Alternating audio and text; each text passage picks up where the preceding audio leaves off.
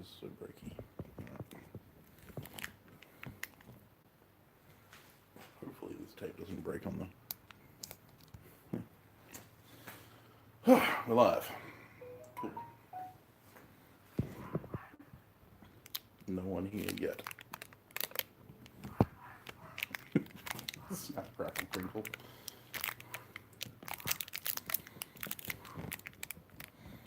Well, there's one like, hey Ben, how you going, man? Ben Toombs here.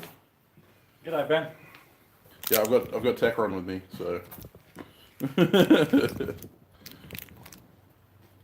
Hey, Wolf Buddy, how you going? Sorry we're a bit late. I slept in. If it hadn't been for the fact that Matt was coming, I would still be asleep.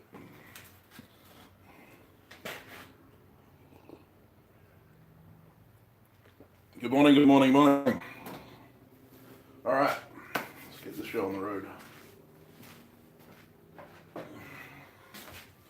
So apparently I'm making a pair of pickup tongs today.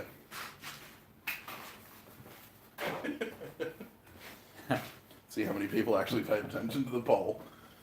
And the title of the stream.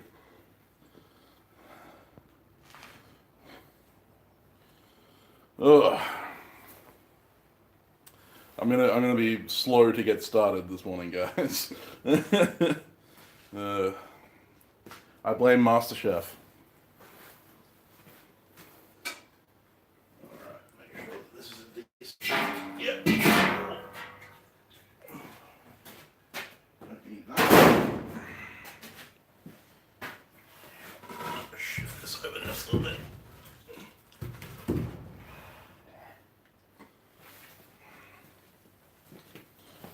It is 9:15 in the morning, or 9:20 in the morning.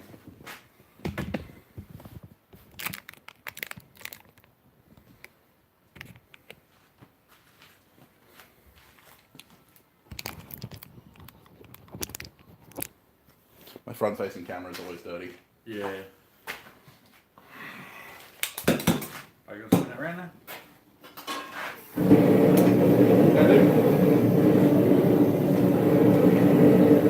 Hello, it's a spear. No, the spear. So I'm going to hand over cameramanship to Techron. So we're going to flip the camera around. You can hear his dulcet tones in the background.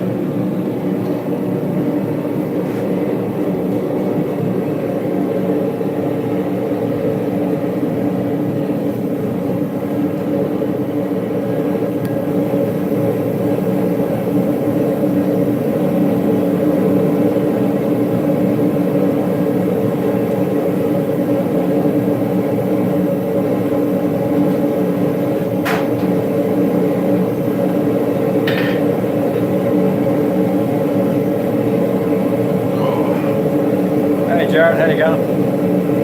Excellent. Daniel Crawford says g'day.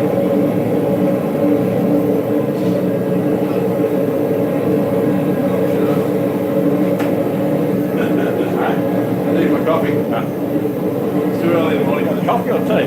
Coffee. Oh, I didn't think you drank coffee at all. Ah, okay. The only reason the tea was the thing was because I drink tea at night. Yeah.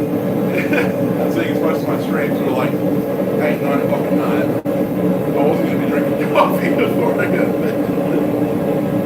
Hey, Billy Martin, how you going, mate?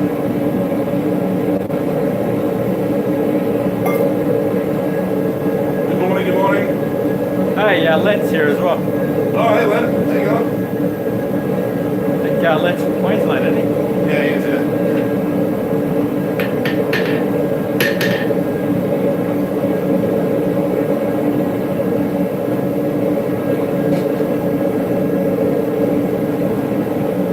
Piece of 5160 sub 9 lease in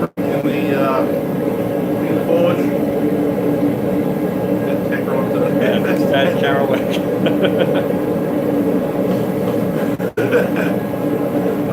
Yeah, so you got a piece of leaf spring in the forge.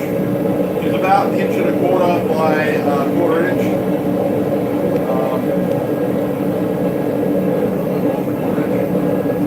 But yeah. that's what we're going to be making the spearhead out of.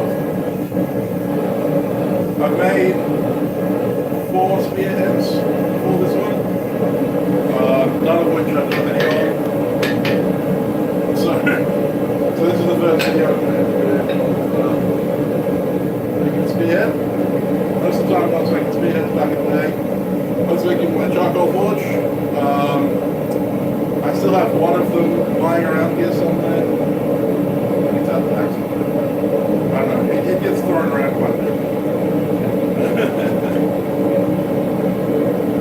We're very fortunate to have Techron Paddock in the shop today. He's going to be reading the comments and running the camera for me.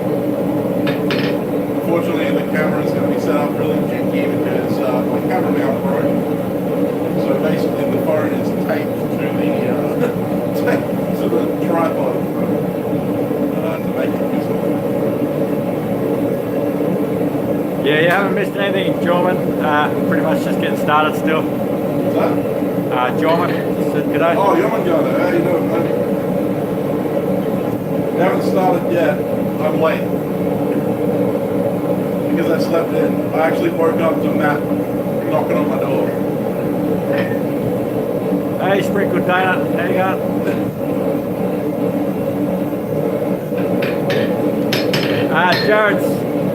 Jared asked, what kind of spear are you going to make? So I'm gonna go for something like a thrusting spear. It's gonna be a relatively thin profile thrusting spear. Just a standard socket and spearhead.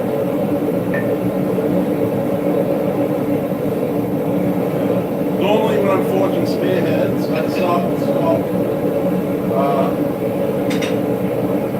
start with a piece of stock more like that, and I'd shoulder in and make the socket from one side and then draw the point out. And that way I can have a very wide head because I really like wide-headed spears. But in this case, because of the time constraints we've got, I'm going to go for something that's a little bit more thinner in profile.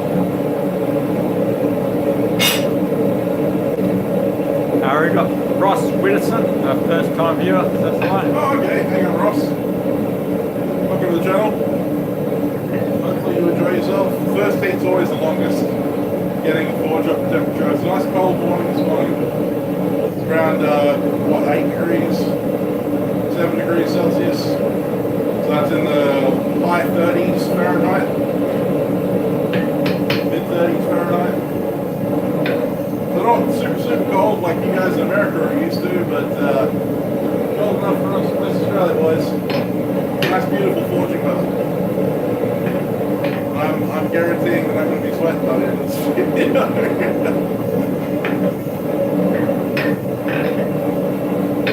And you guys will all recognize the hammer. Those of you that follow me on Facebook and Instagram, a very pretty hammer. One that I spent way too much time on.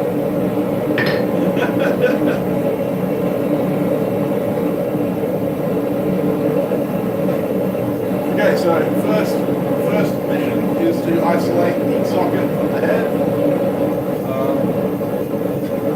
Just trying to get a heat about where I want the socket to be.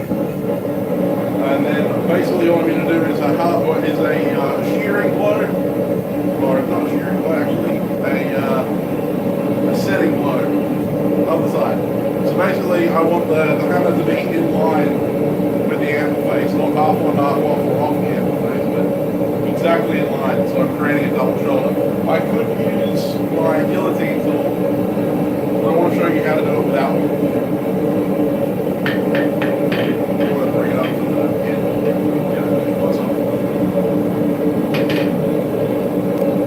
Yeah, just bring it on. Oh, okay.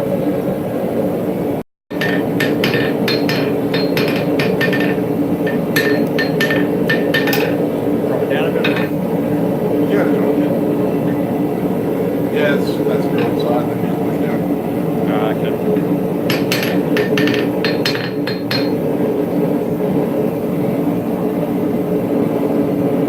Okay, so set it on the anvil about the length of my socket, and I'm going to put the edge of my hammer in line with the edge of the anvil. Drop my hand a little bit. double set down. I'm just going to follow that down, flip it over occasionally.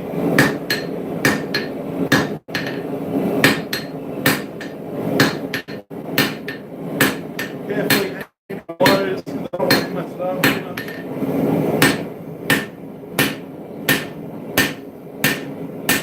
That actually starts with my socket.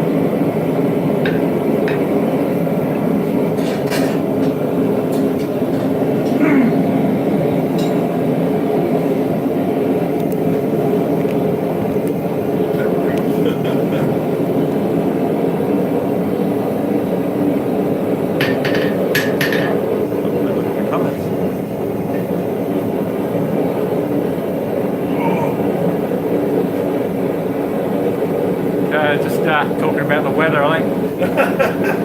Seems to be a popular discussion online here,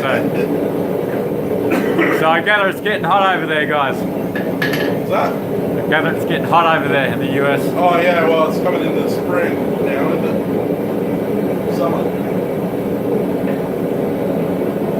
I know Ting Ting was complaining about the heat in his last live stream.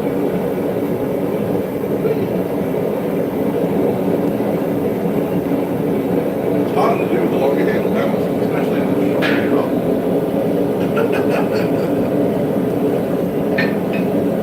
Much easier with the shorter handle cameras.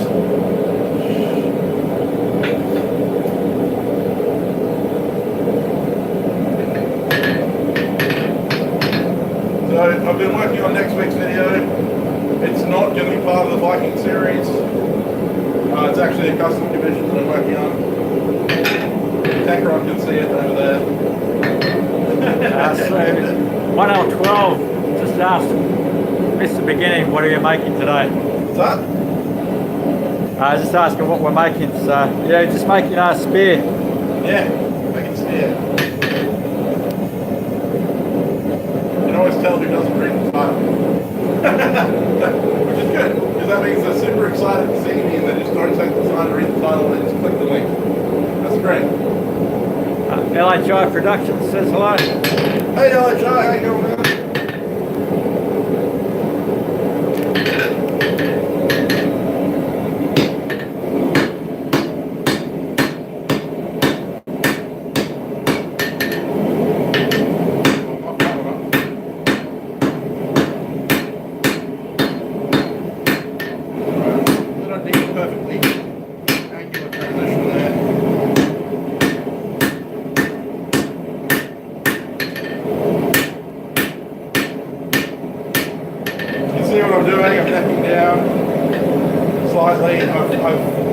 When I say I messed that up, I accidentally moved the hammer over a little bit too much up here, and that created a little bit more of a set down on this side, so I'm going to correct that.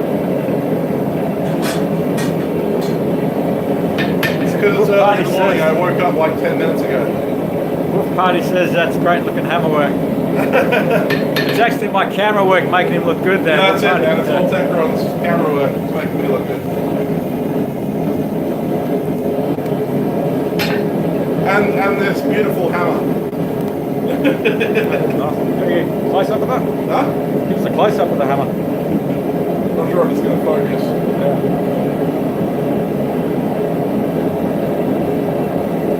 So 2-pound crossbeam hammer I made a week or so ago, 2 weeks ago. I don't know, I lose track of time.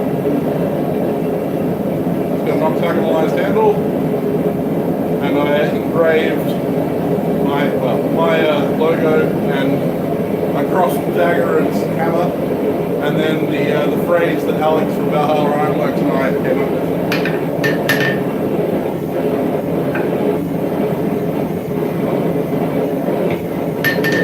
Sprinkled Donuts says beat it into submission. That's it. Get it hot, hit it hard.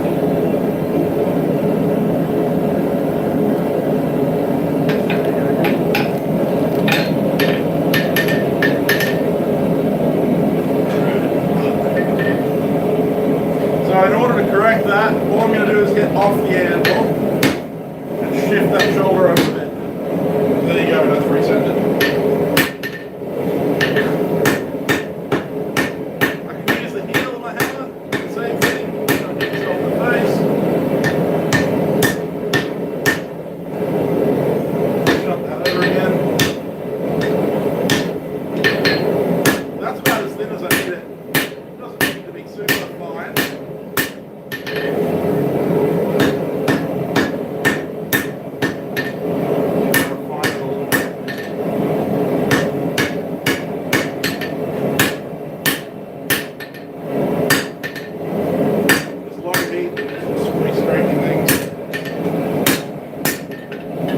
go, I've created the neck for my socket.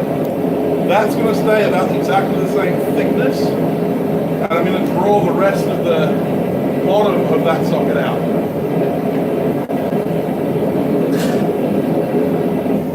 Now with spears, much like with knives and stuff like that, is you can start from one end or the other. It doesn't really matter. It all comes down to personal preference.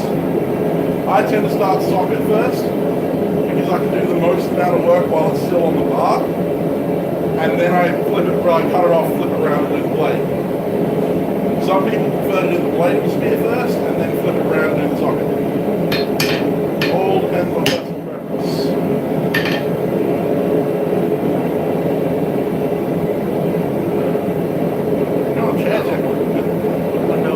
Oh, something's come up on the screen. I can't get rid of it. What? Oh, there we go. I had something come up on the screen. Bob from B&B Forge is here. G'day, Bob. Hey, Bob. How you going? Here we go. 1L asks, odd question. How much gas do you burn through on a build like this? So it depends on what pressure I'm running. A lot of the time I'll be running about 25 psi. So this bottle will last me about 4 hours, 5 hours if I'm running hard. If I'm running at a lower psi, I don't get as high a temperature, but I'll get a little bit longer out of it. So it's kind of a much of a how long is a piece of string. At the moment I'm running about 20 psi, and I'll probably get about 5 hours out of the bottle. If it doesn't freeze over on me, which is like it's what to do. That's pretty good donut. Just mentioned about the way your amber responds. That's that Dwyer amber. Are they in the US as well, or are they just an Australian thing? Yeah, number 2. Where are they from, though? Ireland originally. Yeah, so they made the US. I think there is a manufacturer here in Australia though. And they're mainly Farrier's ambers, aren't they? They are. They're primarily a Farrier's amber. The reason I went with the Dwyer is because it was a local dispensary that had them, and it wasn't going to cost me $1,000 to ship it over from the Eastern States. Yeah, I noticed when I had a look at in a Farrier shop a while back, they were pretty reasonably priced too. Yeah, they're actually not that bad. This Dwyer amber is the number 2. It's 40 kilos. It cost me $850 brand new. They used to have a pretty bad rap because the original Dwyers were made out of cast iron and they were very soft. But now they use cast 4140 and they're sitting at around 48, 49 Rockwell, which isn't like super hard, but it's hard enough to get some really decent rebound. Oh, looks like we have the Allfather with us. Odin Allfather. Oh, fail Allfather. Nah, you're not really too late, Odin. You haven't missed too much. Skull. So, if you just want to show the amber for a sec. The old layering trick.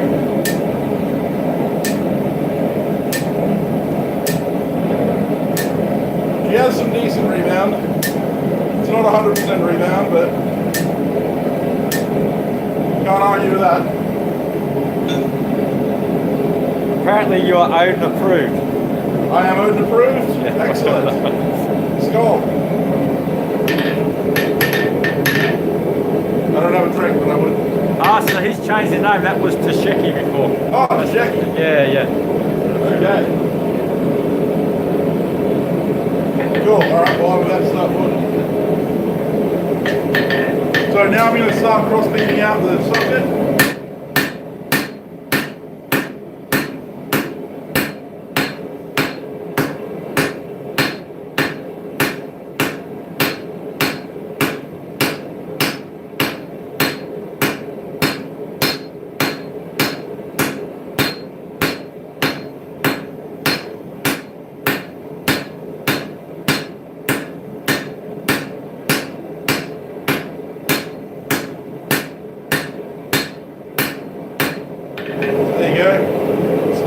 That down.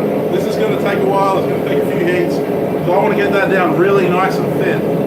One of the big tricks with making spears, a lot of people don't spend the time to get their socket really thin. It doesn't need to be thick. The thick part needs to be the neck. That's the bit that supports the spearhead. The socket itself can be really nice and thin because you want as much width to wrap around the shaft as you can. Oh. Yeah, nothing much.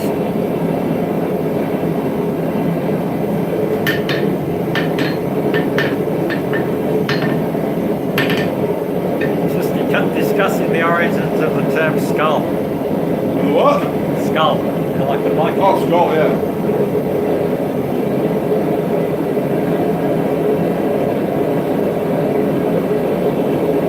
So I'm going to change to a much more, forging approved hammer. No. This is for like when you really need to cross beam something that's like, something that's really, really small. This is my engraving hammer.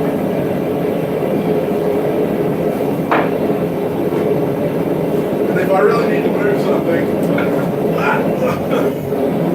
so when you're working nails and stuff like that, you just want to draw stuff out, really small stuff, that's when this kind of hammer comes in handy.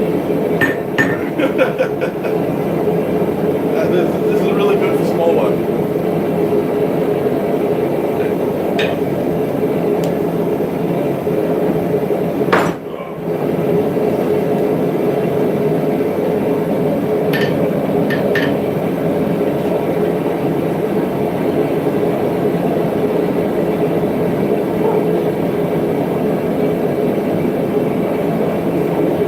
Yeah, that's right, it's pretty good. It's tech run here with Sam filming.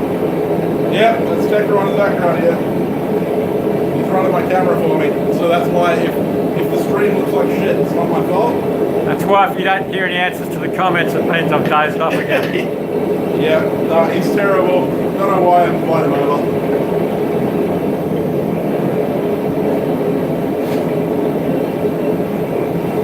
Actually, I know why I invited him over. He's my alarm clock. Sprickle says it's an all-star cast. All-star cast, yeah, absolutely. I'm not part of the cast though, Sprickle. I'm behind the camera today. Yeah, that's it. We want to keep some viewers, so I have to keep Tekron off the camera. Yeah, I'm still around, Aiden. I said I'm all healed up from my injury now, so I'll be floating around. I've been watching some of his. He showed me some of his video this morning. It looks pretty good. His camera work's definitely come along, so you guys better check out his channel. It's gonna be good.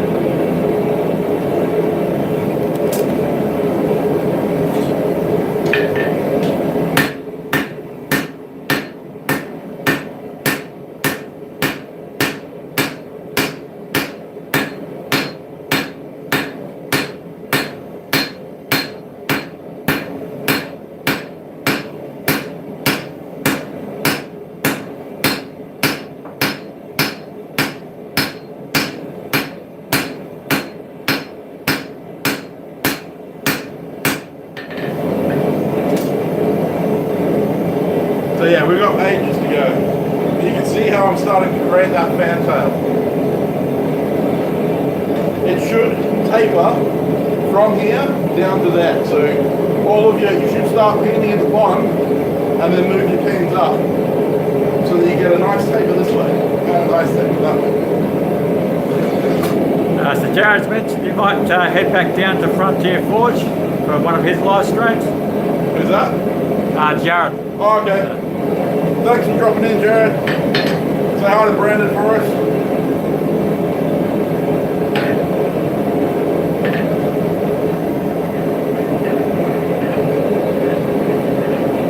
Sounds like 1L might be an Aussie too. He says, don't forget to vote today.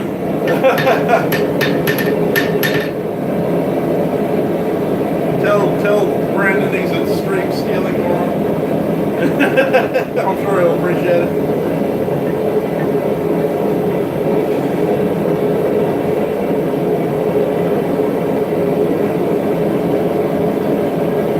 Jared you need to drink some water. Oh yeah. It's not very hot at the moment, Jared. Yeah, you could probably wait till after the stream. Yeah, no, I'm not. I haven't lost that much fluency yet.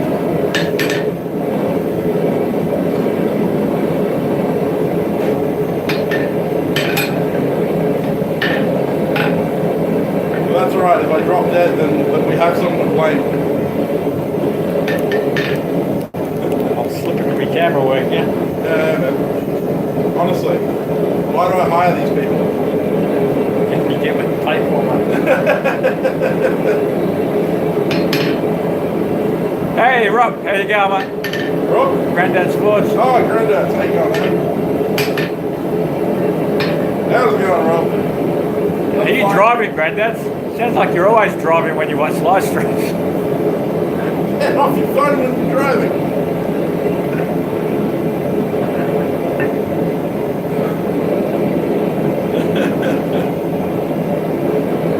I don't think Rob's watched a single one of my streams when he hasn't been driving.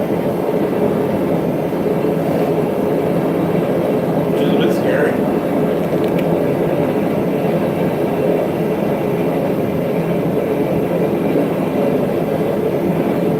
What do we got in the comments? I think we've got Smelter Dragons just jumped in. Oh, hey, Smoke Dragon, how you going? Hey, SDF. I know everyone greets you as SDF, but then Sprinkle Donut gets really confused. Yeah, right.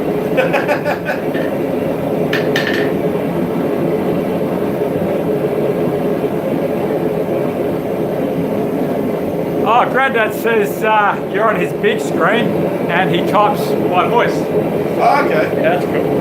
That's cool. As long as you're not distracted, Granddads.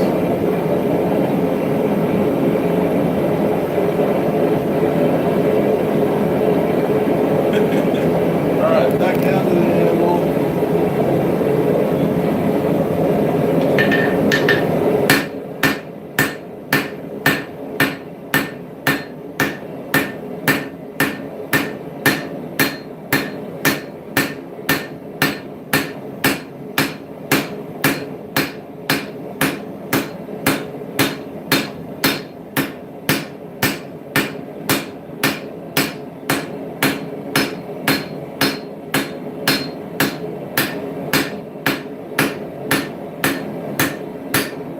Working the edges is always the hardest part.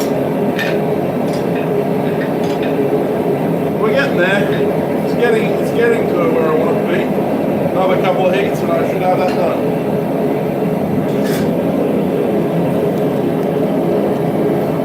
I find that the wider peen on this crossbeam that I made is a lot better for this kind of work than my old crossbeam, which was they call it a demolition hammer, but yeah, it's basically just a blacksmith's crossbeam. But it's a very fine peen, and this is really good for getting into tight areas or drawing out small material like leaves and stuff like that. Although being on a 3-pound hammer makes it a bit interesting. Got Yamaz in the chat. Oh, hey Yamaz, how you going? Oh, that's it. The stream's completely gone plot. Yamaz, yeah. Sorry, I thought I had the security onto it, but he slipped through the door. Okay.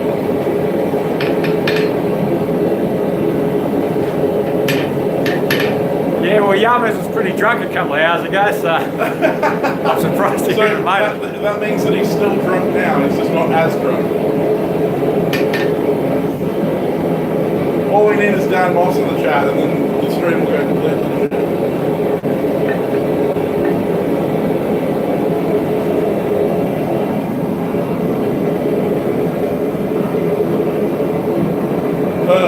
Waiting for heat is the longest thing in a blacksmith's job.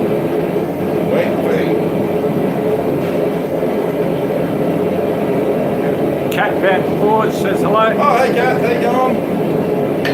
Hey, Roy's here. Hey Roy, how you going, buddy? I love that new shop, man. That looks awesome. I'm sorry I had to jump out so early, but that's a really good stream there. Hopefully my audio is not delayed like yours was. Technological problems, they're a pain.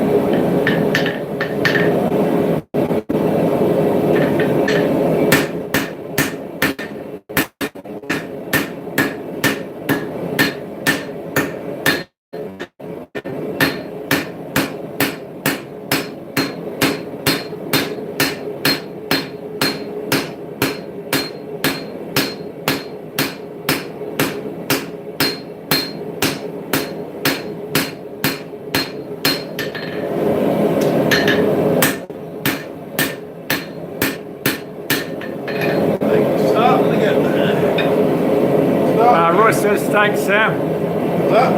Roy says, thanks, Sam. Oh, you're welcome. Didn't want to interrupt you while you're forging. He also said, hello, my brethren from the other side of the world. Indeed.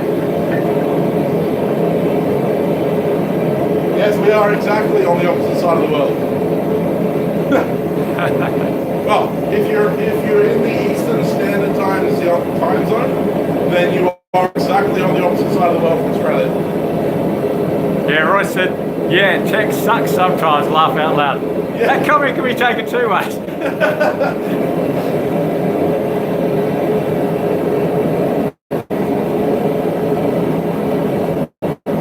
Make sure you do your stretches. Aiden's asking, does the socket need a distal taper? It has a distal taper by nature if you're working with relatively thin stock. Technically speaking, you wouldn't need a distal taper in it if you started with the fan shape. Like if you had a piece of stock that you cut that fan shape out of, then you could just wrap the socket and you wouldn't have to worry about distal taper or anything like that. When you're working from a bar of stock like I am, where the thickness and width require you to draw that out, you're going to get a distal taper by nature. Saber Striker says hello. Oh, hey Saber, there you go. Now I'll quickly pull this out of the forge. You can see that it's got a distal taper from the neck down to the end of the tail, and then it's obviously tapered from the neck out to the end of the tail as well. So this is because I have to pin out that bottom end to get that width. So yeah, it will have a distal taper, but only because of the stock that I'm working with.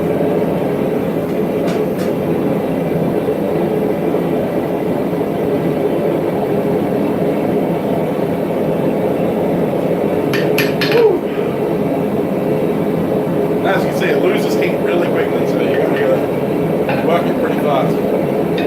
Make sure you do your blacksmith stretches. For anyone who's a blacksmith or anyone who swings a hammer quite often, this stretch right here will save your life. If you don't want to get carpal tunnel after working several hours in the forge, you just, on the tips of your fingers, you're pushing back. That'll stretch the tendons and the nerves here. And that's what, because that's what carpal tunnel is. Carpal tunnel is the widening and the thickening of the nerves in your wrist, which is why you can't feel your hand properly. So if you stretch those out, then you're going to be less likely to get carpal tunnel. It also helps with your grip. In the morning after a long day of forging, the morning after, I normally have pretty, I'll try and grip something and my hand will hurt. And if I just do that stretch for about 10 seconds, then my hand becomes less problematic. Yeah, Jared says he's been using that stretch and feels a lot better. Yeah, it's a really good stretch. It's the one stretch that I use most often. And obviously, you've got the across the arm stretch to stretch that the trapezius muscle. And then you can, if you rotate your thumb out, and then grab your anvil and pull. So if I'm rotating my hand out, grab your anvil or something and pull like that, that'll stretch your bicep and your the forearm as well. That's basically the same as pulling. You're also getting the top of your arm as well. Question from Saber Striker. Integral bolsters, how hard are they to make for a knife? There you go. That would very much depend on your tooling. I'll get to it right after it is heat. You on the anvil? Yep.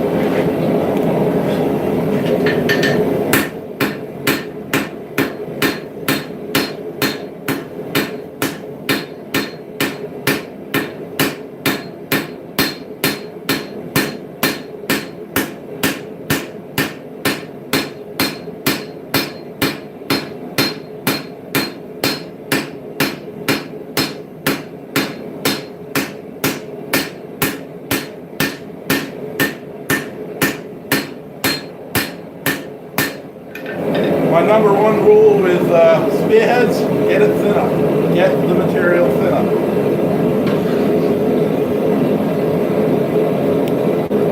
So, integral bolsters. If you have a power hammer or a hydraulic press, integral bolsters are incredibly easy. If you have a guillotine tool like mine, if you have something that can provide you with that double set down, then it's pretty easy. If you don't have either of those tools and all you've got is a hammer and an anvil, it's not impossible, but it is very difficult. Because you have to provide a double set down on one area for the blade, but then you have to provide a four-sided set down or a tenon set down on your tang side of your bolster. So they can be incredibly difficult. Yeah, howdy, right, it's me on the camera, Tecker on, mate. So. Yeah, Tecker on the camera.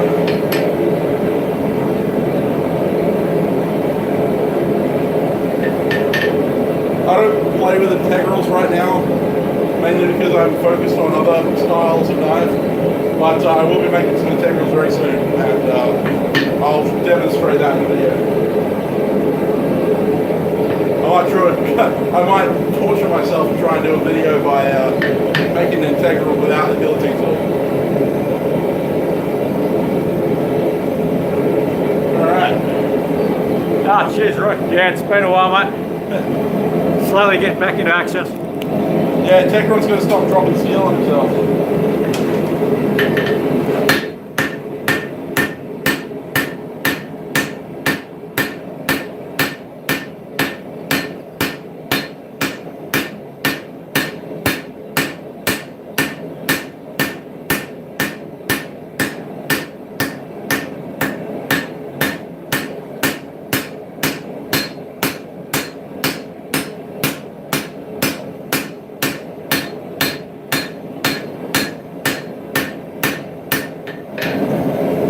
About there, as far as thickness goes. You've got to be careful working this. You don't want to work it too cold, because in this thin cross section you're just going to get cracks. Probably use just a little bit more thinning, but one of the things you've got to remember is that the actual thickness of your material is where the bottom of your peen marks are. Because what's going to happen next is I'm going to flatten this out with the flat face of the hammer, and that's going to drive all that material down. So I think that's what I'll do, and then I'll make an assessment as to whether I need to keep the cross bending it out.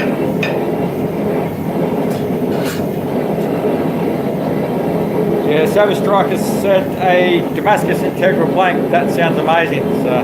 I actually do have a piece of Damascus that I made with a fellow blacksmith here in WA, Warren Bound, that I plan on making an integral out of. So I will do that.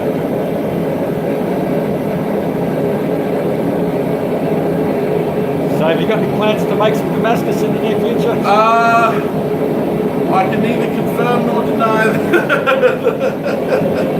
Yeah, it is a plan in the near future. Not in the next few weeks, because I've got a lot of preparation to be done for the medieval reenactment gig that I'm doing.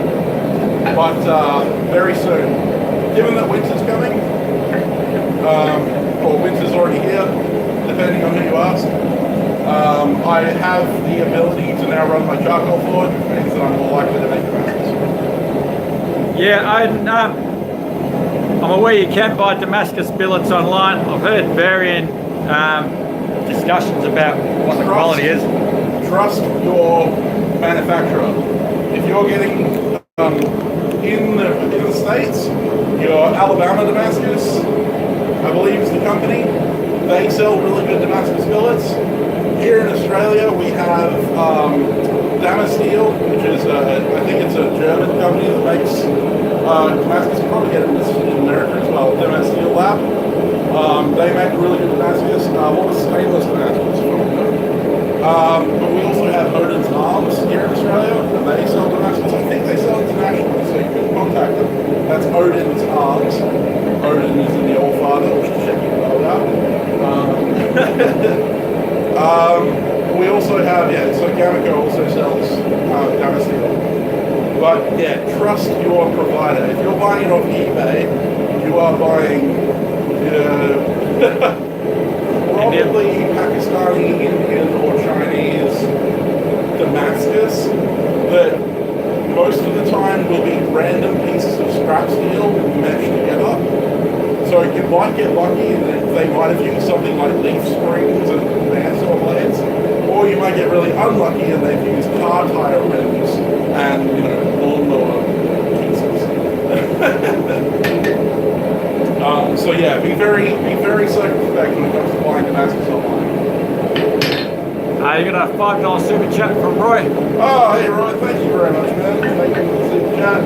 Much appreciated. Every little bit helps the channel.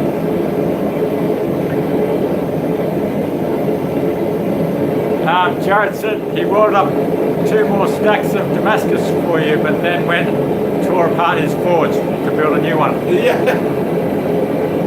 I saw the photos, man. That new forge looks awesome. Yay. So where's Jared from? Oh, he's American. Okay. So he sent you some over from there, hasn't he? No, he hasn't sent me over anything yet. Okay. he keeps promising it, but I think he keeps thinking, I've got one more thing that he wants. He might have got a quote on the postage. No, I think he just gets to the point where he's like, oh, I'm going to send you one more thing. Oh, I'm going to send you one more thing. And then eventually he's going to have like 50 kilos of stuff to send me and go, I can't mortgage my house to send this to him. Paul Fontanini is joining the chat. Hey, Paul, how you going, man? Carnage Creations. Alright. My cameraman's slacking. So I'm just using a flat face.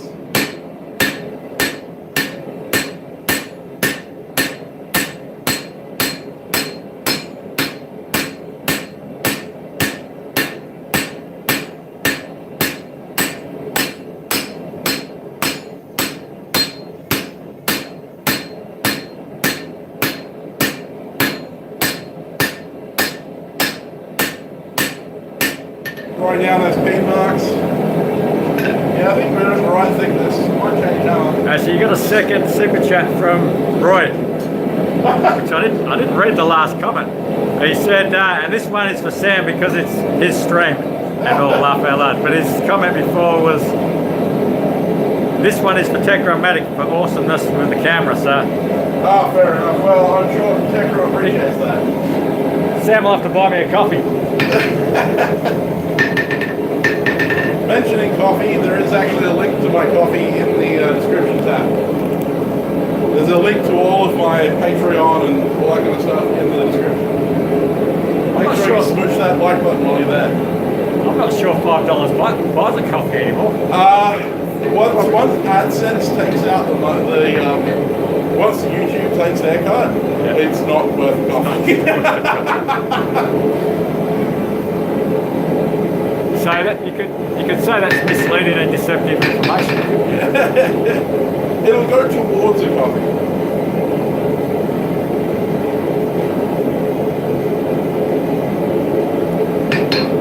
So Jared's just mentioned he's not very technically inclined, but he does a live stream with Brandon Rapp at Frontier Forge. He does, yes. In case anyone didn't know. Is Brandon back on YouTube, or is he still live streaming on Facebook? I'm trying to think last time I saw a video of his. I think he did a live about a week or so ago, I think. I watched the live stream on Facebook, but yeah.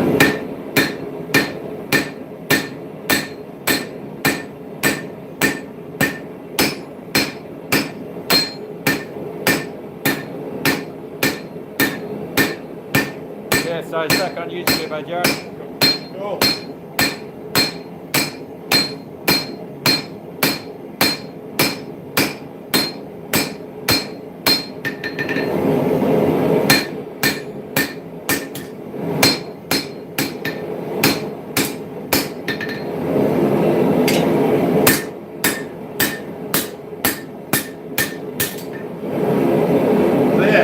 How thin I've got that.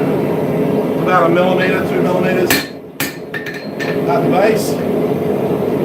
Goes up to about 8 millimeters at the neck. Nice distal taper of the flank. The edges are a bit ragged. I might dress that up in the next heat. It's hard dressing this kind of stuff when it's hot, when it's so thin, but I've completely hammered out all of the crossbeam marks. There's the patented sand down stretch. Yeah, Yummers. Yeah, I think me and Sam would both love to come to Quad State. I would love to. If you can buy us plane tickets to get to Quad State, we'll come. I'm actually thinking maybe 2020. I don't know, but well, I mean, I'm trying to save up for Blade Show 2021, but I'm not sure how likely that's looking at the moment.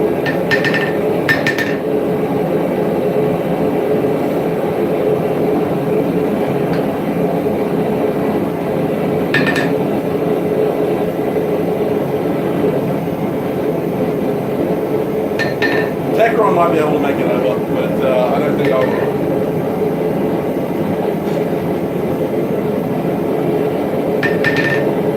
Okay, so I'm just going to dress those sides of that fan.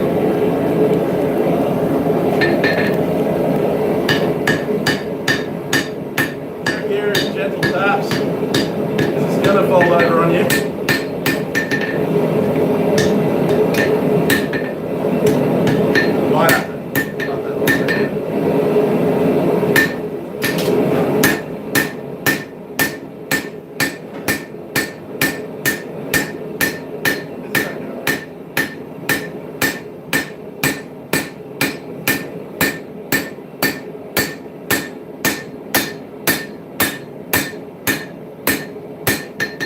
Big thing is not to rely on just the sides to measure your thickness, because a lot of time what will happen is you'll be thinner at the edges than you are in the center. A good way to look at that is this here. Will tell you whether or not you're thicker in the center. Also the play of light on it. The play of light will be kind of domed. If it's not flat, then you're not drawn out properly. And I can see that I've got a slight dome, so I'm going to draw out the center. well, another super chat from Roy. Oh God, Roy! This is to bribe the TSA guy to let you into the country for Quad State.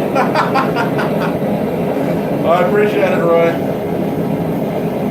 I think I think I need a bit more than that to bribe the TSA boys. Oh God, yeah. No, the TSA isn't my problem. It's the flights and the accommodation and food that are my problem.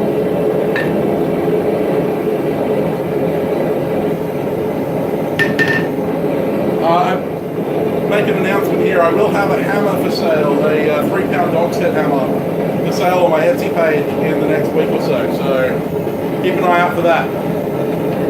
If you don't want to support my channel by donating to Patreon or coffee or something like that, which I can totally understand, and you want to buy something from me instead, there will be that on my Etsy page.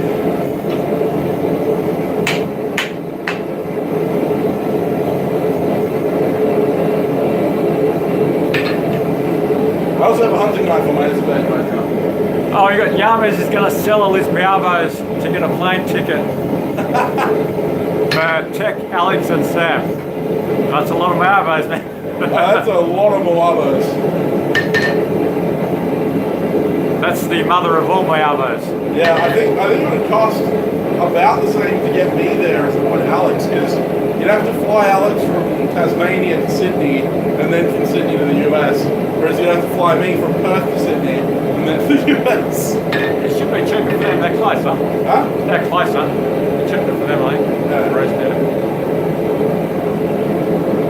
It actually is across the pond for them, whereas us it's across the whole country and then across the pond. Yeah, exactly. Alright, so I'm just going to use the rounding face of my hammer just to dress that inside a bit.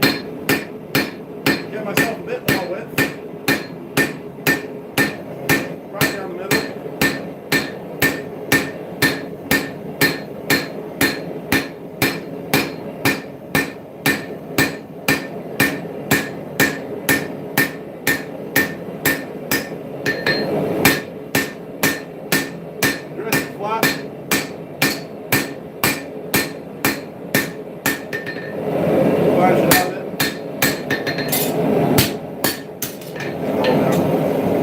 Yeah, there you go. Got about a 1mm plate of steel. Yeah, Yamas is definitely drunk. So apparently one ticket will do it, and you and Alex are just going to go in my bags. Sure. Yeah. Okay. You realise that both Alex and I are 6'5", right? Yeah, I'm the shortest of the three. So. And not only that, but Alex probably weighs about 100 kilos. I weigh 200. So. Actually, should we get a shot of me stand next to you? Yeah, sure. Right. So listen up, guys. I'm 6'4". Yeah. To put a bit of perspective in it. Yeah.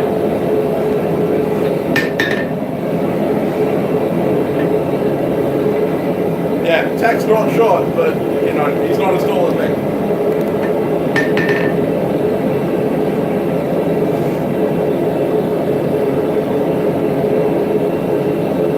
Oh man, got a bit of a.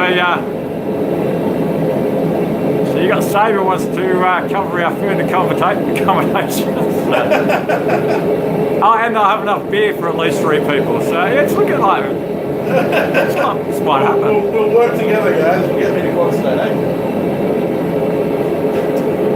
Okay, Oh man, wouldn't that be great to actually make it this year? To be honest. Oh, that'd be fantastic. I'm pretty sure I can cancel my plans for September.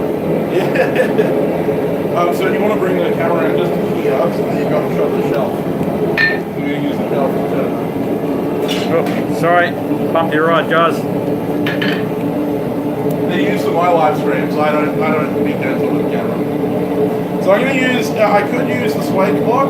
But most of you, I understand, don't have a suede block. I mean, Roy does, and Yames made his own. Which, if you haven't checked that video out, I think it's based on John Switzer's version. But John and Yames both have a video on making a simple suede block. It'd be really helpful. But if even you don't have that, you can use the shelf on your anvil. Now, if you don't have a shelf on your anvil, you can just use the anvil face itself, and I'll show you that way as well. So if you're using the shelf, you can just put it on the shelf and use the cross beam. If you're using the top of the anvil, if you strike in the middle, it'll curve it up a little bit, and then all you have to do is bump it over.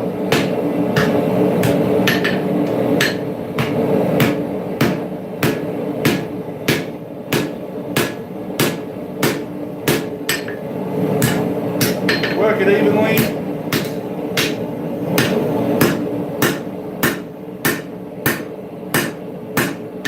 The side you're working with the hammer is the side that's going to be moving. The side on the anvil is not going to be doing much.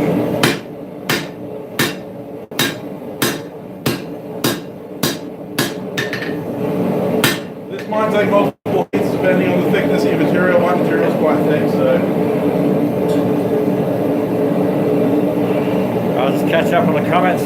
Tommy Wright says, just stopping by to say hi and smash the like button. Hey, Tommy. He's got his first crafts show tomorrow. Oh, nice. Good luck, buddy.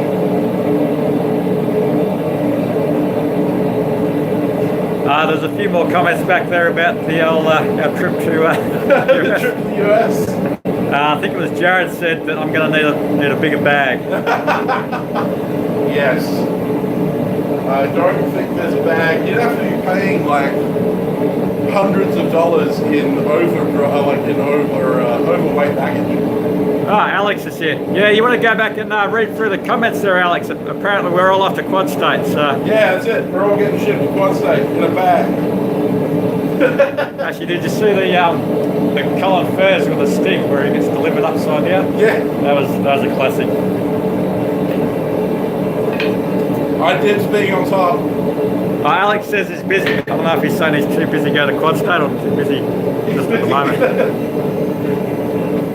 I'm busy that month. Alex says he's leaving for his big move in 1 month. Hopefully we'll see some more good content coming soon, Alex.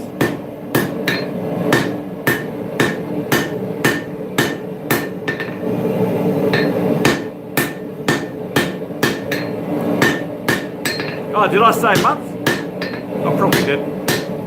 Yeah, you did.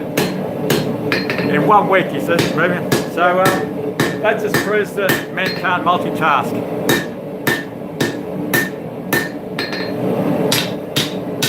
Right, so I always start my roll at the neck, and focusing on the neck is the most important part. In this case, I'm not going to get a nice tight seal on the neck, but I want to kind of lift those shoulders up so that it makes that nice seam. Yes, Alex has just mentioned, someone was asking where he's moving. He's actually moving away from Australia. He's going to Tasmania. Yeah. Which is actually a joke, if you didn't catch that.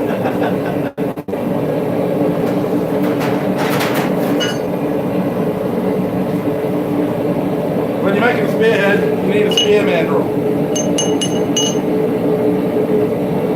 This one's a little bit wonky.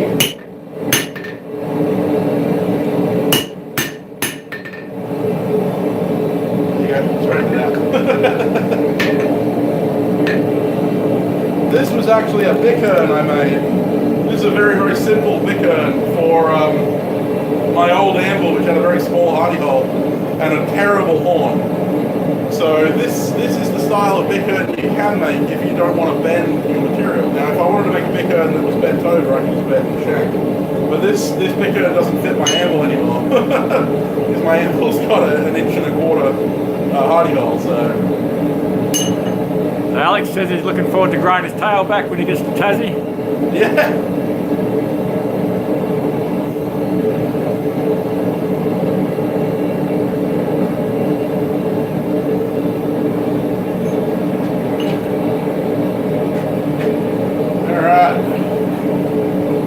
Make it easier for you.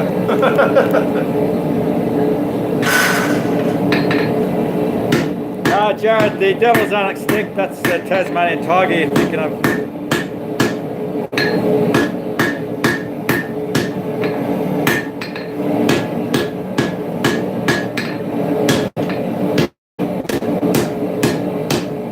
Yeah, I was thinking that. You said it.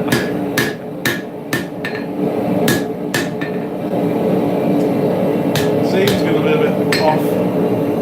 Seam's always a bit off. Never made a perfectly straight seam. Never mind.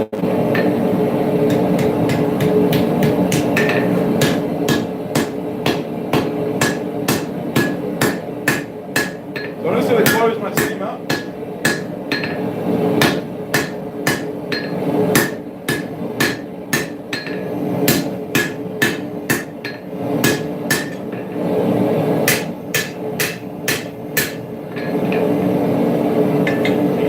The seam kind of curves around. It's not going to affect it structurally, but it will affect it aesthetically.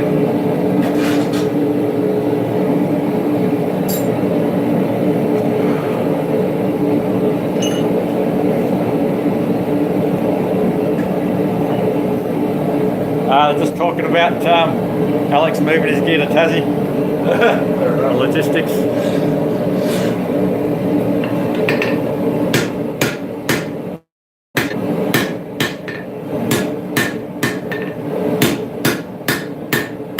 No flux here. Roy, move along.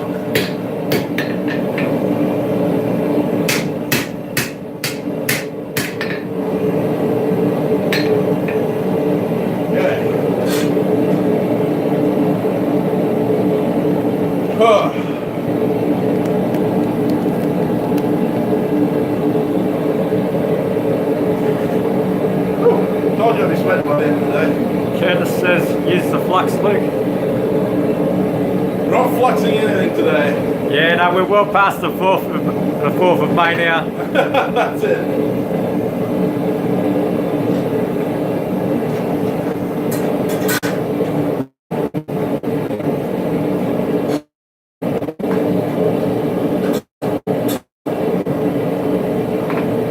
Jared says it.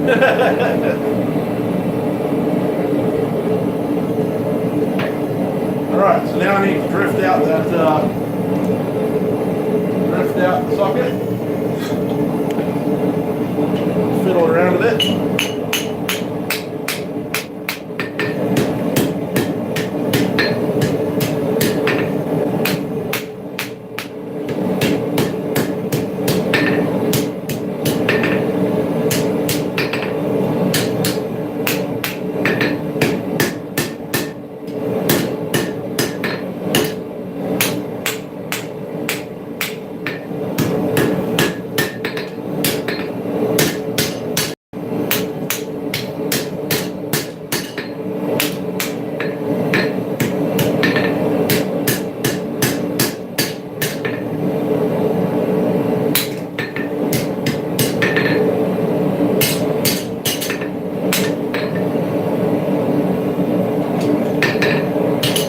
Cool donuts. We'll see you when you get back, mate.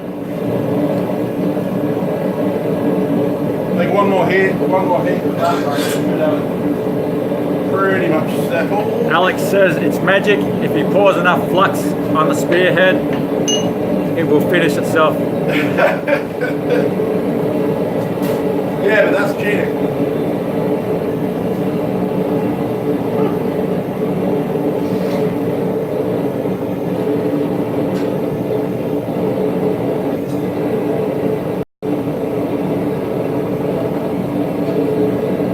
Yeah, Curtis, the best bet Forge World is if you can get together somebody else who's done it. That's usually a great way to sort of get a tip on what the temperatures should be and how it should look. Yeah, if you have access to someone who's done it before, that's definitely the way to do it. And also, if you fold the steel back on itself to do your first Forge World, that's going to be a handy way of doing it rather than having two separate pieces.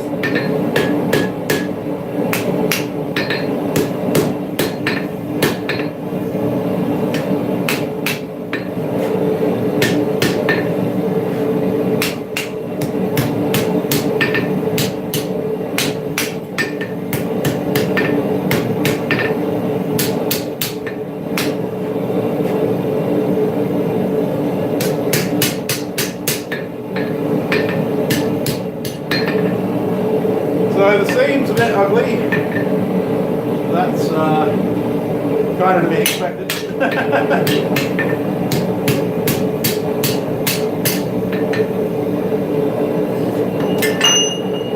But that's the finished socket. So can you just give that a bit of a twist to straighten that up? Let's say. Or You just can pull try, it back. It might but pull it's it back really the hard other to way. grip, so You'd probably end up with more of a snaky sort of thing. Yeah. Yeah, it's better to just leave it. Okay, so next step is to take that, take the bar off the spear, flip it around and start forging it from the other side. I need my hot cut, which I ground the other day because it's been pretty badly used.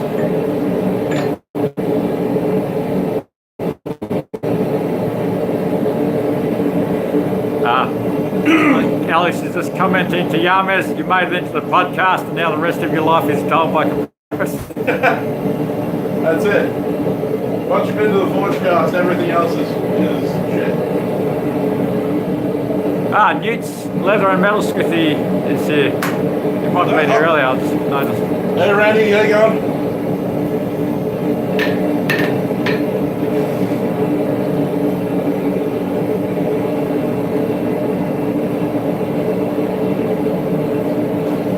So Alex is just downplaying the population of Tasmania. Apparently there's only 6 people and a couple of sheep. And they're all related. Sheep included. Well, you don't want any more sheep over there, otherwise all you get all the New Zealanders mobbing you.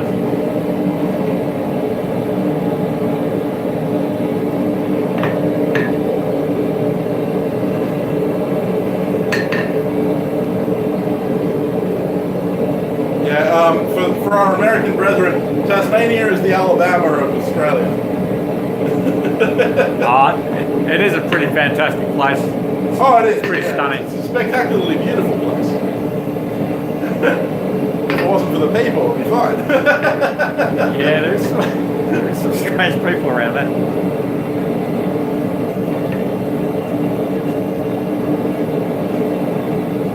You know about the big sort of beer debate they've got going down there between the two beers? That was weird.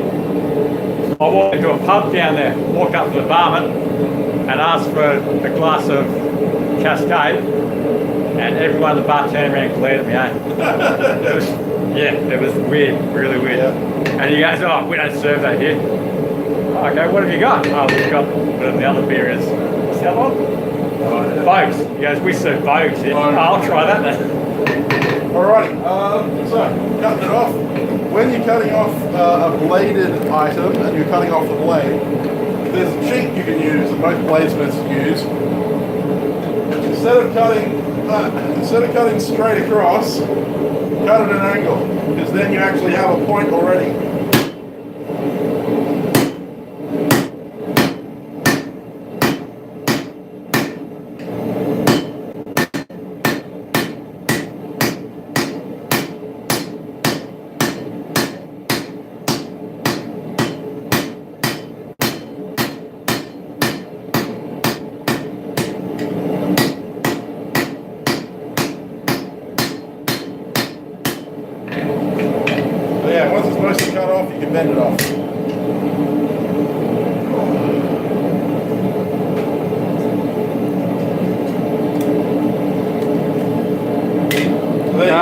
Newt says he's not health at the moment, so been tired and upset stomach, so I hope you're feeling better.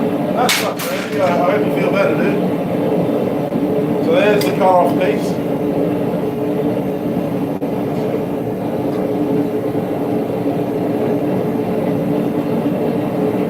Take care of yourself, Randy. You were sick the other day, weren't you? Is that the same thing, or is it just... I got some spear making advice from Roy.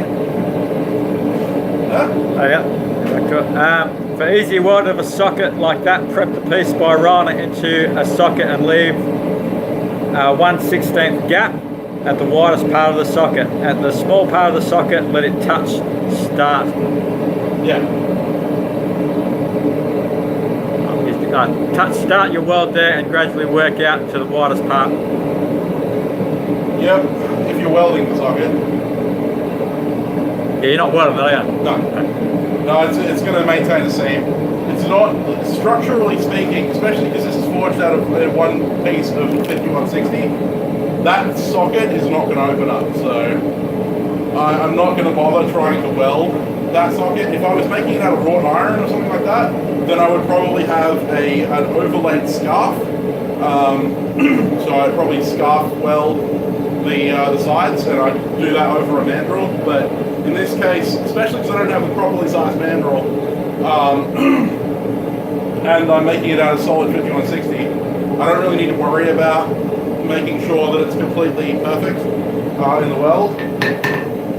I'm just going to leave the open seam. It's not as pretty, but you know, you make sacrifices where you need to. Daniel Crawford says he's sick of moving land rigs in Texas. All right. Hey Daniel, how you doing?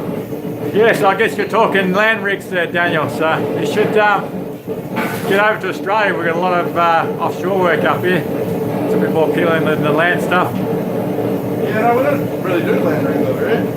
He says he thought he'd come to move some in our backyard. So I don't know if you're talking about Australia, Dan, or someone else, but yeah, definitely there's a very lucrative oil and gas industry over here. So I worked for a lot of American companies up on the northwest coast and overseas as well. Okay, so what's the blades update?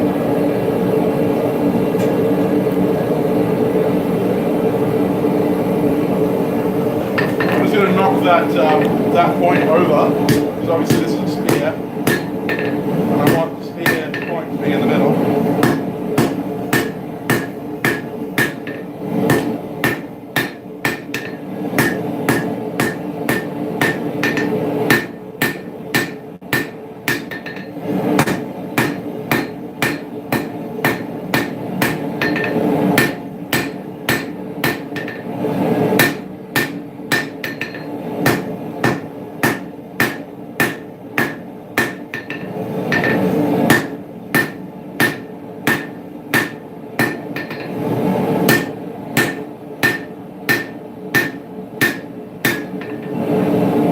There you go. Spear points in the middle. Ready for, I'm going to draw a distal taper on it a bit, and then I'm going to draw the bevels on it. I'm using wolf jaw tongs to hold the socket.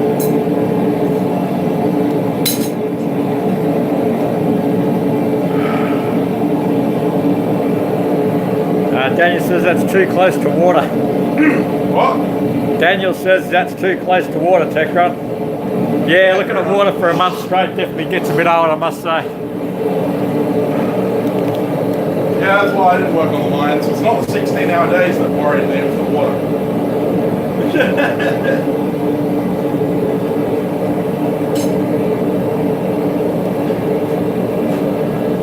Can't tell that was good.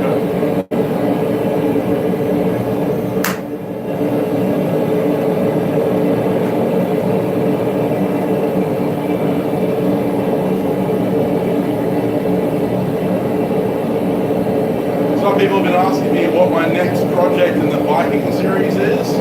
I'll give you a hint. Sorry, I'll come back over. Yeah, Alex, the legs get pretty good now, mate. It involves these. I won't tell you what they are, but it involves these.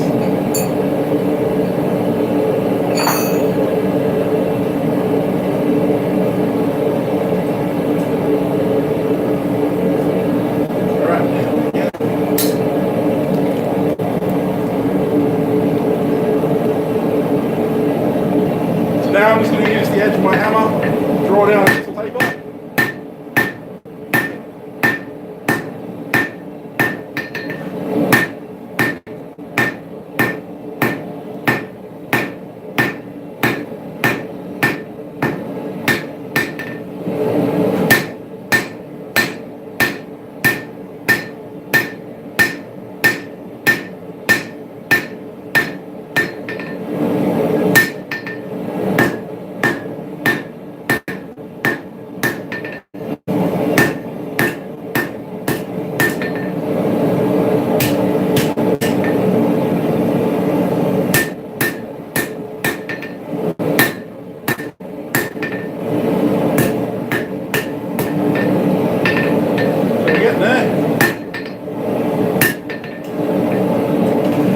Drawn down a nice distance deeper. I might just take one more heat to dress that out, and then we'll start levels.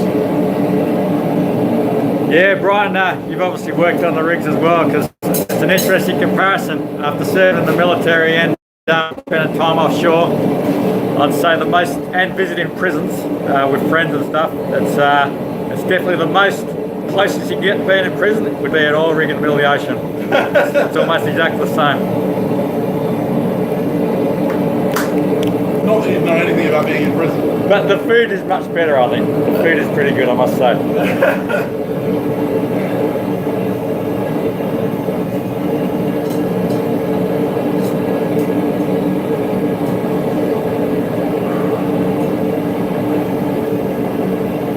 Yeah, Jared, they've got bans on most of our rigs over here now. We're not allowed to fish from the rigs. A couple of them still do on the sly, but it's actually against the rules now, which is a bit of a shame because it's pretty awesome fishing in some of those places.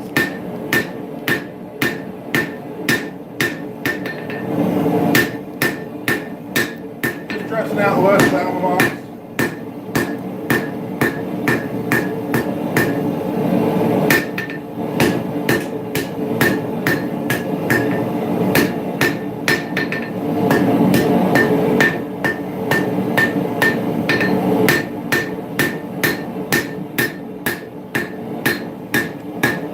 Oh, Jared, that was just too many people hooking their hands and silly things like that. That's a bit ridiculous. So if I'd done a better job of shouldering, if I'd used guillotine tool instead of using the edge of the handle, I probably would have come up with a better shoulder there, but that's okay because I can fix that with the grinder.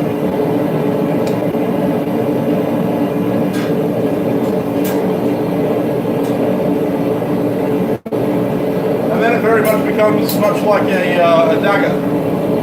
You're just forging a dagger with a socket instead. And actually, an interesting point is that a lot of the early Celtic spears were very long. They were, like, that they would connect the spearhead with.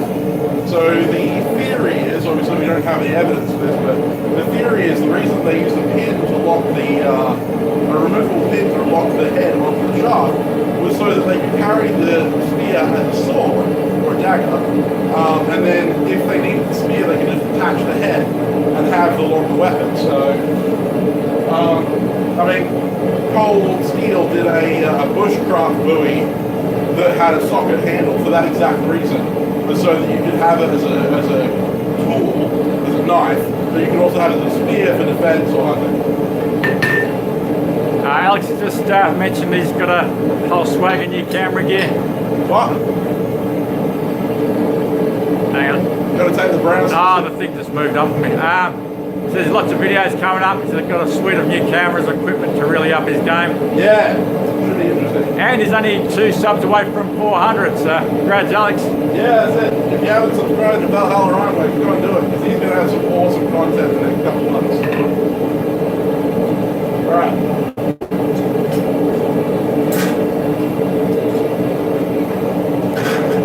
Oh. Yeah.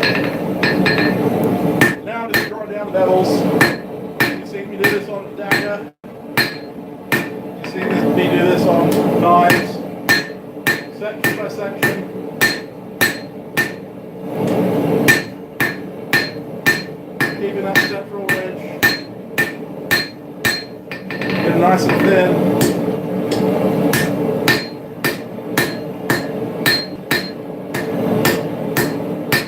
There you go. Then I'll work the other side and so on and so forth.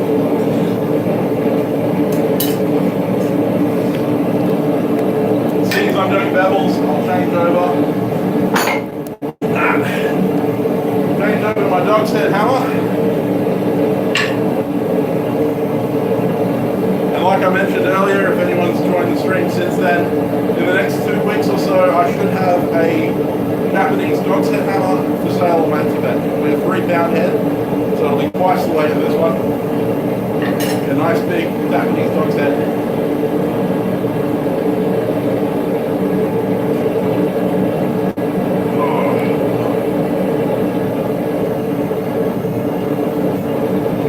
Thank Techron in the chat for waking me up this morning so that this stream could actually happen. Because if Techron hadn't been coming down, I would have actually slept through the stream. And that's no man of a lie. Ready? Yeah.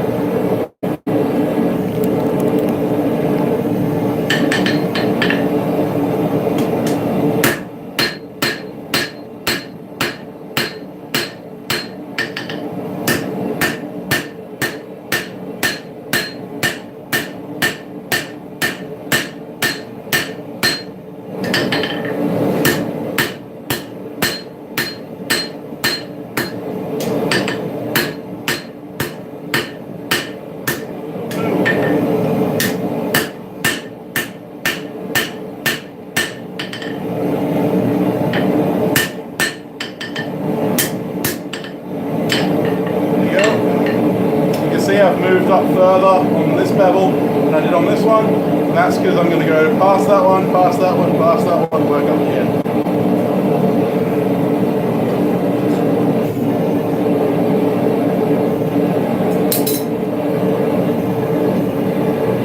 Alex says, Roy, spreading that good wisdom again. I love you in a very manly fashion, mate. What? He says, I love you in a very manly fashion. Okay.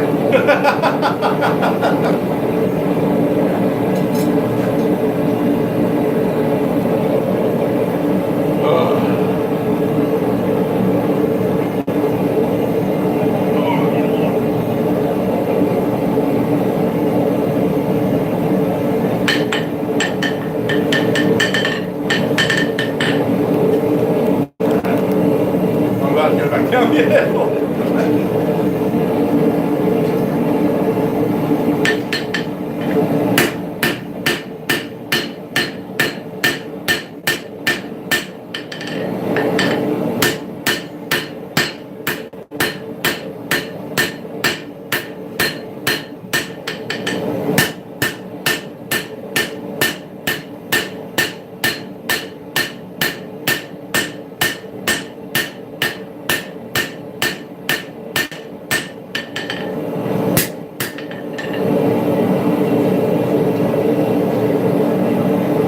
So yeah, Alex and Roy, they're just continuing their bromance, clearing their undying love for each other.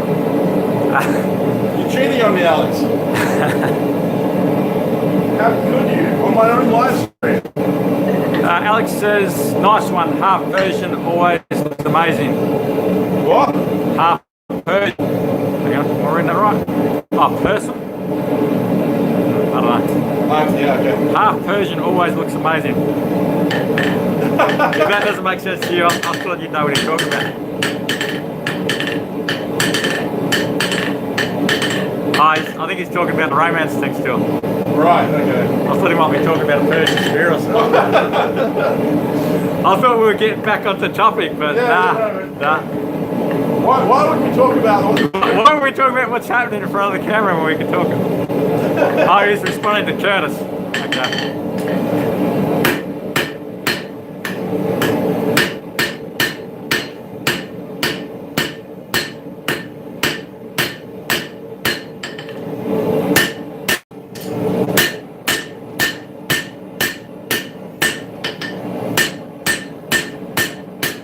good night, Yarmaz. We'll see you in the morning, mate. Cheers, Yarmaz. I'll try and catch you last week, bud. Yeah, I might be on the road in the morning, so. If Hans is watching, you should drink.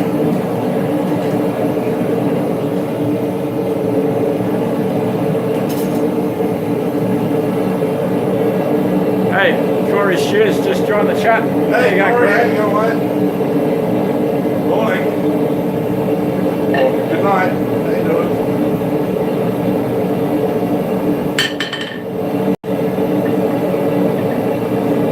I wonder if I missed the super chat there. Oh no, it's Aussie dollars. That's right. It's got the super chat at the top, and it's $21. I was like, I gotta set it to those counts, but it's Australian dollars. So.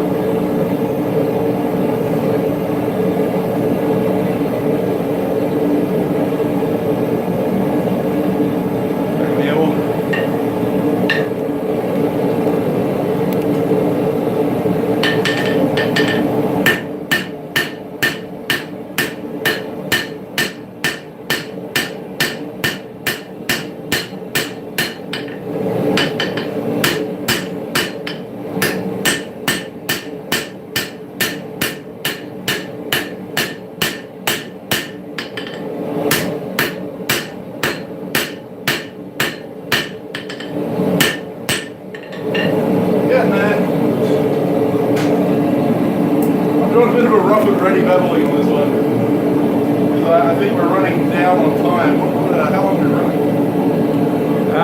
We're at coming up to an hour and a half. Yeah, so we're running down on time. I normally like to keep my streams to about an hour and a half.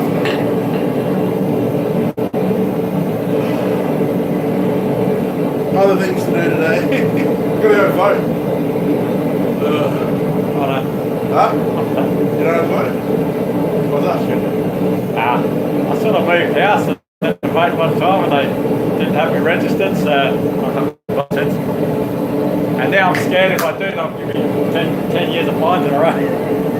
Yeah, well.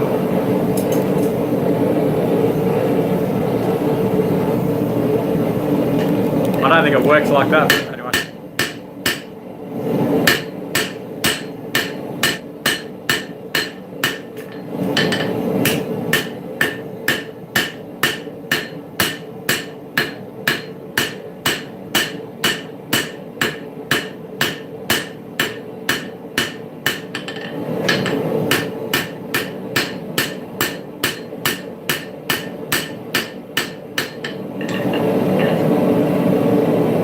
Catman Ford says, holy smokes, looks good. Thanks, Cat. Drop forge. If Bob is still watching. Tank forward still is drop forge. Curtis says, super clean bevels, nice. Well, I would hope so.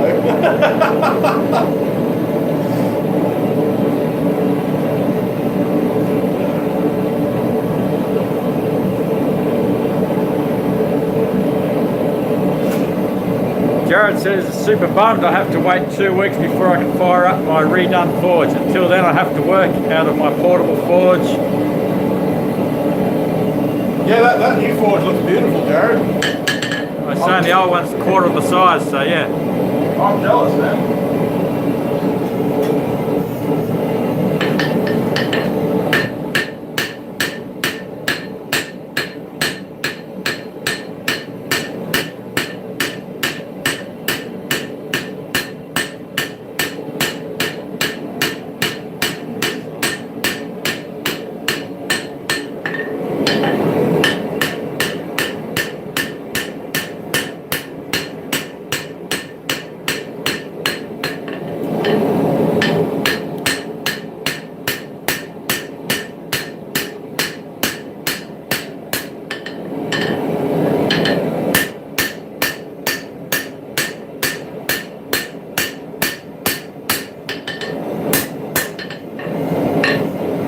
My preform wasn't as straight as I wanted it, but that's kind of the sacrifice I made.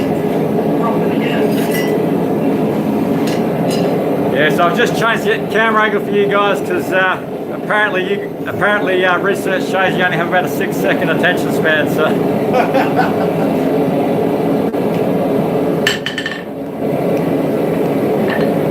know I only have a 6-second attention span. we'll do a quick shop tour. Quick shop tour. My tiny shop. We won't do a full 360. Too messy. That's a good thing about filming. You only have to have one little area of the shop clean.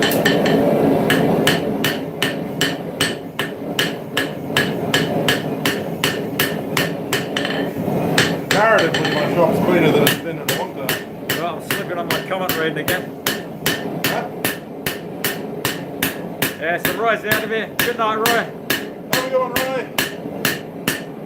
Good luck with the move, buddy.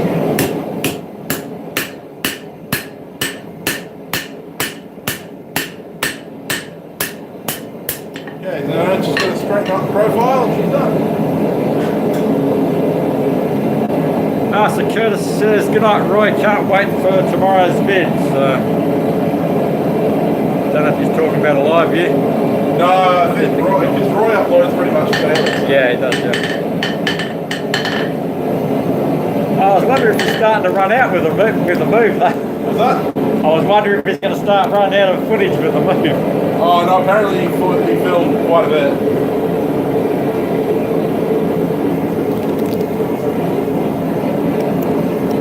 Just doing the yo-yo impersonation.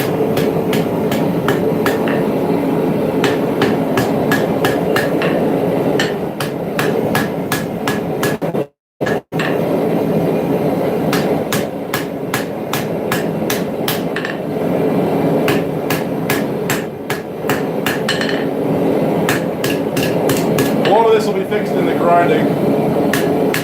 Odin, the All-Father says, wow, that's looking great. Thank you very much, Owen.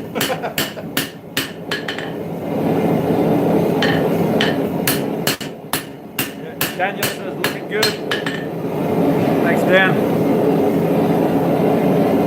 Yeah, the shape's a little bit off. I didn't spend as much time on my freeform as I normally do. But that's okay, because I can fix that in grinding. Okay, so the last thing to do is to grab my Bladesmith tongs, flip it around and refinish that, sorry.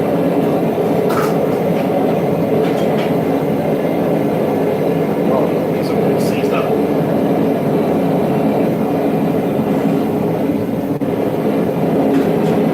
I'm not sure these guys know what a durry is, Alex, but he's talking about lighting a cigarette. For those of you who aren't familiar with the term durry,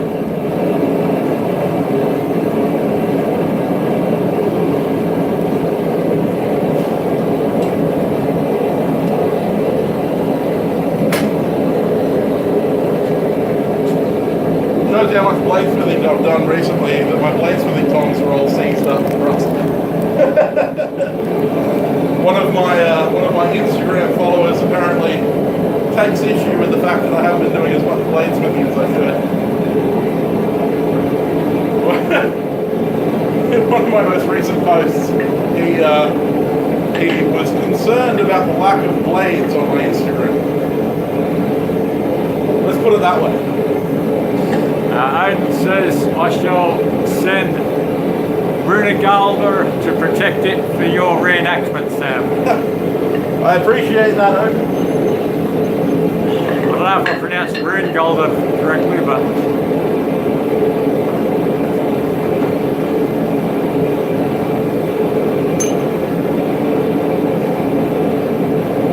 Alex, I think wisdom like you did, I did say. Alex is just giving him a lesson in Aussie slang. Yeah. Go learn the Americans.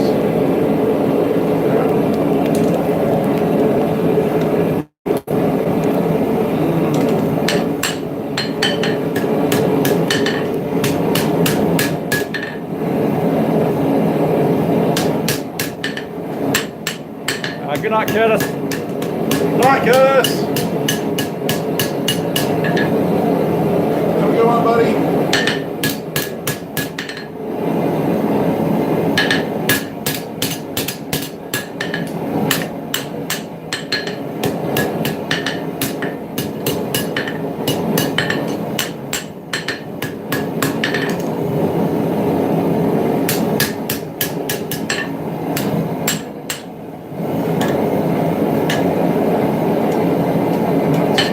Alright, yours.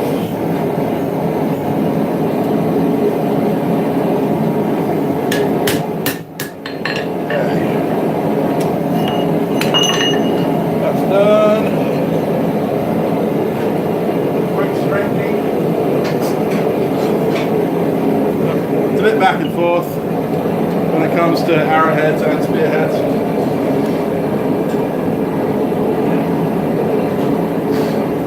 Alex says, get your swage block out.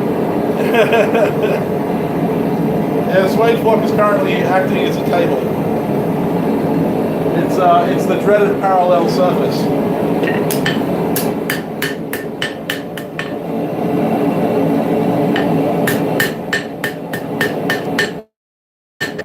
Sorry, guys.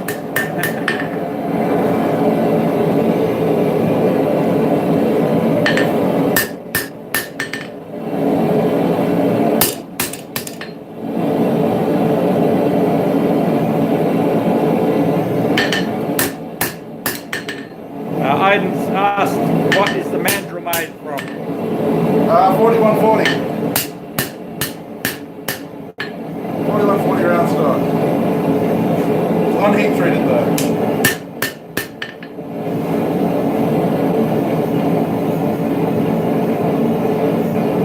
Okay.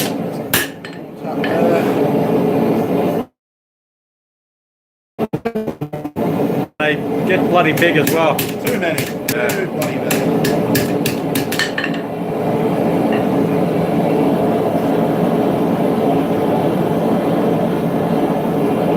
Alright, so that's pretty much done. Now, welcome back, Sprinkled Donut. Hey, donut, right in time. Just in time to finish the stream. I get to take my earplugs out. Yay! So, that's the finished spearhead. It's not as clean as I would like. If I'd spent a lot more time on it, I could have made it a lot cleaner. It's kind of the theme of my workshop at the moment. But yeah, you can see this side is got the right profile. This side's a little bit wider, so I can make that a lot straighter and stuff like that in the grinding. Same with the shoulders. I'll true them up. I want them more rounded like this, much like a Celtic spearhead. The seam is a little bit twisted. I'm just going to put it down and flip it around. The seam got a little bit twisted. That just happens in the rolling of the socket. So yeah, the seam's a bit twisted. It's not going to matter with the structural integrity. I'm also going to cut about an inch or 3/4 of an inch off the bottom of the socket. The main reason for that is because I always go over length on my sockets to cut out any unevenness at the bottom. So yeah, the bevels are quite clean, quite even, it's nice and straight. So that'll get heat treated, and I'll probably end up putting this on my Etsy page. So if anyone's interested in buying a socketed spearhead, then check out my Instagram or my Etsy page in the near future. All the links are in the description of this video, so make sure you check that out. The links to my Patreon, Coffee, and Instagram, and Facebook, and all that kind of stuff are all down in the description below as well. I would like to thank every one of you for coming along. I would like to thank Matt from Techromatic for coming down and helping me with the camera and waking me up so that I actually managed to get on the stream. I would like to thank Roy for his super chats, although he's gone. But yeah, guys, with that being said, I've got another video coming out Wednesday. It's going to be not related to the Viking series that I'm doing, but it will be pretty cool. It's another heavy project. I'm choosing all of the heavy projects at the moment. But yeah, so keep an eye out for that one. I'll also be doing a live stream next Saturday. I will have a poll out sometime this week for you to vote, like you did on this one. So make sure you keep an eye out for that on my community tab on my channel, and make sure you add your vote for what you want to see me forge next. And with that being said, guys, I'm going to get off. I'm going to go have some breakfast, and I hope you guys have a wonderful weekend. And I will see you on Wednesday, guys. See you later. Bye. Sit that cross in the corner.